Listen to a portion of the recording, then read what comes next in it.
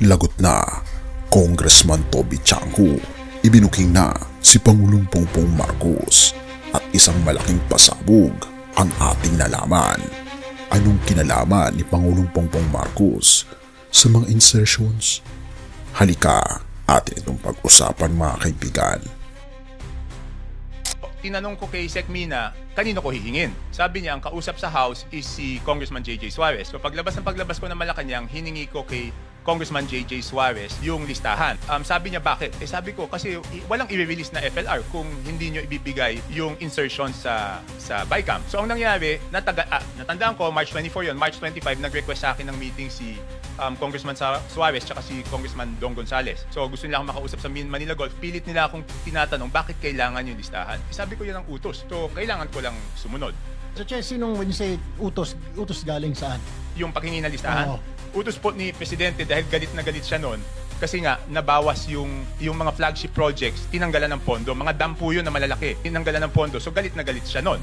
Lagot na, oo nilinaw na, Representative Toby Chanco, ibinuking ang katotohanan. Akala ng lahat may tinatago, akala ng marami may kinalaman ng Pangulo. Pero teka, hindi muna ako magsasalita tungkol doon dahil mas interesting ang nangyari sa loob ng Kongreso noong Marso 24. Sino ang nag-meeting? Bakit sa Manila Golf? At ano ang laman ng listahan na paulit-ulit nilang hinihingi? Huwag kang bibitaw kasi kapag nalaman mo na ang sagot, magugulat ka rin at mapapangiti ka pa para sa Pangulo. Ang eksena sa Manila Golf, naalala ni Representative Toby Chanco, Marso 24, isang araw bago siya ipatawag muli. Nag-request ng meeting sina Congressman J.J. Suarez at Congressman Don Gonzales. Gusto nilang malaman bakit kailangan ang listahan. Sagot ni Toby, yan ang utos, kailangan ko lang sumunod. Pero, at dito ka dapat huminga ng malalim, hindi galing sa Pangulo ang utos na iyon. So ang nangyari, natandaan ko, March 24 yun, March 25, nag-request sa akin ng meeting si Congressman Suarez tsaka si Congressman Dong Gonzales. So gusto nila akong makausap sa Manila Golf. Pilit nila akong tinatanong, bakit kailangan yung listahan? Sabi ko, yan ang utos. So kailangan ko lang sumunod. Ito ang twist na hindi inaasahan ng marami, ang listahan at ang pondo. Tinanong pa si Toby Chanco, Sir, when you say utos, utos galing saan? At dito kumabog ang dibdib ng marami. Sagot ni Toby, hindi ito simpleng insertions lang. Ipaniliwanag niya na ang pondo ay galing sa NEP pero napalitan ng insertions. Sa makatuwid, ang ginagawa niya ay pagkuha ng listahan para malaman kung sino ang proponent, sino ang distrito at kung saan mapupunta ang pondo. Pero, at ito ang mahalaga, bago niya ito ipakita sa executive branch, sa Pangulo, gusto niyang malinaw ang lahat. So Che, sinong when you say utos galing saan? Yung paghingi ng listahan? Oo. Utos po ni Presidente dahil galit na galit siya noon. Kasi nga, nabawas yung tinanggalan ng pondo. So galit na galit siya noon. So Chair, yung pondo, para malinaw mo mga kababayan natin ng flagship, saan po galing ito? Yung pondo para sa flagship? hindi, nandun po yun sa Nandun proposal na, ng... proposal. Nasa NEP po yun. Oo. So tinanggal sa NEP at pinalitan nga ng mga insertions. Okay. So inalisan nila ng pondo yung flagship yes po. programs. Pinilisan nila ng pondo yung flagship programs ng Pangulo. Alam ko, karamihan doon dami. So galit na galit si Presidente. So pinapahingi sa akin yung listahan. So hiningi ko po yung listahan. At dito papasok ang isang lihim na Excel file. Nakita ni Toby ang Excel file. Pinangalanan niya ang bawat district congressman. Ipinasa niya kay Congressman J.J. Suarez at sinabi, pakilagay kung sino ang proponent o funder. Bakit? Simple lang, ayaw niyang ipakita sa Pangulo ang isang listahan na may duda. Kung hindi para sa distrito, bakit mo hihilingin ang proyekto? Kung hindi malinaw ang pondo, bakit mo ito ipipilit? So, syempre, ako yung humingi ng listahan. Bago ko i-present ulit sa executive branch, sa Pangulo, kailangan sigurado ako dun sa listahan na yon. So, since nadidinig ko na yung may kapalit para sa insertion, ang ginawa ko is, yung file na yon, yung Excel, pinadala ko kay Yusek Cathy Cabral sa DPWH. Sabi ko, Yusek, pakilagay mo kung sino yung district congressman. And then, binalik ko yung file kay Congressman J.J. Suarez, same file. Sabi ko, isulat nyo naman kung sino yung proponent o funder. So, nung nakuha ko po yon, pinagtapat-tapat ko kung sino yung proponent at sino yung congressional district. Dahil para sa akin po, Sen, Your Honor, kung hindi pareho yung proponent at hindi pareho yung congressional district, kaduda-duda, bakit ka congressman ka, bakit ka hihingi ng proyekto tapos hindi mo dadalhin sa distrito mo? Yun, pinagtapat-tapat ko yung Excel file, tapos pinisinta ko doon sa Malacanang at a later date, April. Tapos mas nagalit po si Presidente nung nakita niya yun. Sabi niya sa akin, ano bang pinagagagawa ng mga kasamahan mo sa Congress dito sa budget na to? Kasi nakita niya, meron ngang hindi pareho yung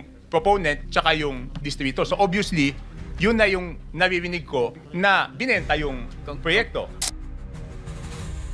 At ito ang malaking linaw at dito nagbago ang ihip ng hangin. Kaya ko lang naman nagawa ito, paliwanag ni Toby, dahil intusan ako na kunin yung insertions. Ibig sabihin, kung walang utos na kanyan, hindi niya makukuha ang data. At dahil nakuha niya, ngayon lang naipakita ang malinaw na larawan. Walang utos si Pangulong Bongbong Marcos para sa insertions. Walang kinalaman ang Pangulo sa mga anomalya. Mr. Chair, yung pondo, para malinaw mo mga kababayan natin ng flagship, saan po galing ito, yung pondo para sa flagship? Hindi, nandun po yun sa proposal ng... proposal. Nasa NEP po yun. So, tinanggal sa NEP at pinalitan nga ng mga insertions. Okay. So, inalisan nila ng pondo yung flagship yes po. programs. Inalisan nila ng pondo yung flagship programs ng Pangulo. Alam ko, karamihan doon dami. So, galit na galit si Presidente. So, pinapahingi sa akin yung listahan. So, hiningi ko po yung listahan. At ito ang positibong balita. Kaya naman, sa gitna ng lahat ng kontrobersiya, isang bagay ang tiyak. Nilinaw ni Representative Toby Chanco ang pangalan ng Pangulo. At ngayon, alam ng taong bayan na hindi pala kasali si Pangulong Bongbong Marcos sa mga pinupunto ng ibang mamabatas. Ang tanong, kung malinaw na walang kinalaman ng Pangulo, kung ang problema ay nasa mismong insertions na ginagawa ng ilang kongresista, therefore, hindi ba't dapat dito tayo tumutok? Hindi sa pagdugis ng pangalan ng presidente, kundi sa pag-ayos ng proseso. At kung may dapat papurihan, iyon ay ang tapang ni Toby Chanco na sabihin ang totoo. Kaya anong masasabi mo? Mas kampante ka na ba na malinis si Pangulong Bongbong Marcos? O may gusto ka pang malaman? Sa lahat ng ingay at politika, may isang katotohanan na mas mahalaga sa lahat. May Panginoong Diyos tayong nakakakita sa lahat ng nangyayari. At siya ang tunay na hukom. Sabi sa Isaiah 1 verse 17, learn to do good, seek justice, correct oppression, bring justice to the fatherless, plead widow's cause. Makikita natin dito na ang hustisya ay mahalaga sa ating Panginoon Diyos. Pero higit pa rito, siya ay Diyos. Siya ang ating Panginoon Diyos ng pag-ibig at awa. Siya ang nagbigay sa ating Panginoon Jesus para tayo mapatawad sa ating kasalanan at magkaroon ng bagong buhay. Kaya ito ang personal na appeal. Kaibigan, kung sa politika ay hinahanap natin ang katotohanan, mas lalo sana nating dapat hanapin ang katotohanan mismo na walang iba kundi ang ating Panginoon Jesus.